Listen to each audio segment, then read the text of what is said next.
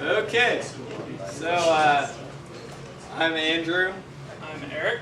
And our final project, we called it Switcheroo because it uses some switches. And it's a cool little game that we created. So here are the requirements. We're connecting two Nexus boards together during the UART. Our motivation for that was through all the projects that we've been doing so far with both of our Nexus 1 boards, we've been unable to use the switches on the board because it uses the same pins as the LCD display. So this game is similar to Simon Says, so blinking LEDs, and then uses the LCD screen to display some status for where the game is at. So it would be a pattern of blinking LEDs, and then he uses switches to match it. So essentially there's the master board, which all the code for the game runs on that, and then the slave board, which has the LCD and waits for communication from the master so that it knows what it needs to display. Our system architecture, again, is kind of similar to the previous people who came up here. We have the two Nexus boards connected together using a UART light. Down here you can see this is our master, and we have a button that is used to start the game when you lose or if you're just starting out for the very first time. And we also have the 8 switches that you toggle up and down to kind of play the Simon Says with the LEDs. To start out with, it'll flash 3 different LEDs, and you have to figure out which 3 they were. And if you get it correct, you move on to the next level. Through the slave Nexus board, the LCD is connected to it, and so this is kind of cool because we have one LCD doing something and it's being displayed on the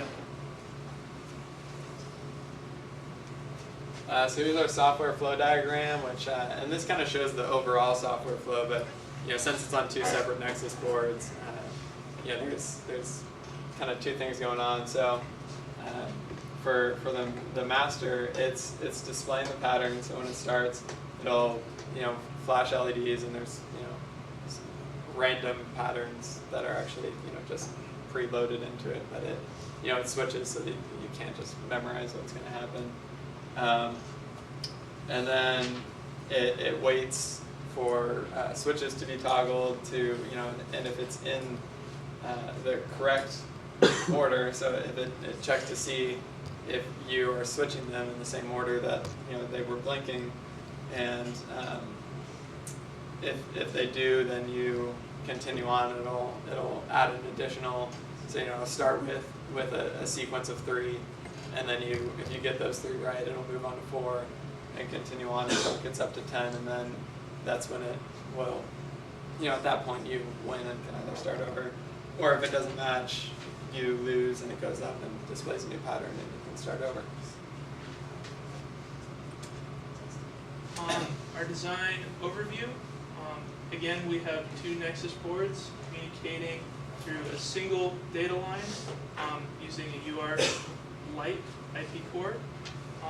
We have 1 push button and 8 switches, which are the inputs to our masters through GPIOs.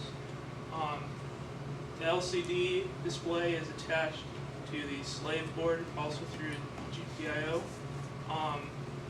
For our software, the master includes all of the game logic, and it communicates everything over to the slave. And the slave Nexus board is initialized first.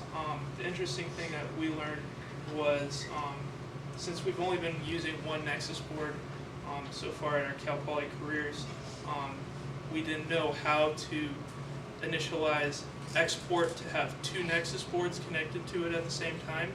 And so there's just a really neat trick. You just unclick something and you can select all the different USB ports in the computer and initialize the different Nexus boards to connect to it.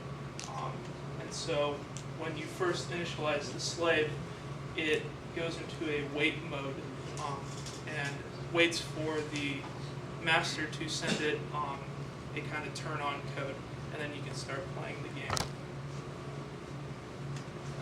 So for our integration and testing, for the UART Lite, the communication between the Nexus board, that's all up and going. As far as the game goes, there's additional modes, difficulties, blinking the LEDs quicker so it'd be more difficult.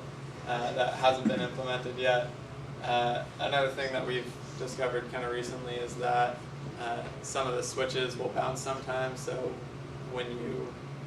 sometimes when you do it correctly, it will still say that you lost, which is something that would obviously need to be fixed. Another thing in our integration and testing thing, this project was, I said, one of the motivations for it was being able to use the switches and the LCD at the same time. The other motivation was not being able to get a keyboard to work with our Nexus 1 board. So we spent a significant amount of time getting that to work. So I don't know if anyone, I know a lot of people had keyboards connected to Nexus 2 boards, but if anyone got it going with the Nexus 1, the PMOD, PS2, yeah, we would be very interested to see.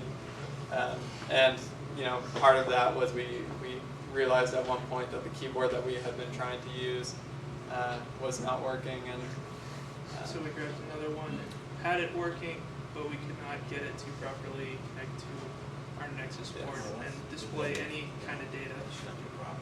So, well, it was a problem for us. So I'm not. I really wouldn't be that surprised if the PMOD PS2 thing that we got was not working. Just given the amount of time that we put into it, several days of work. So that was definitely a big frustration, and we eventually had to simplify things and go with what we had. But yeah. Now we have a cool little game. Yeah. So.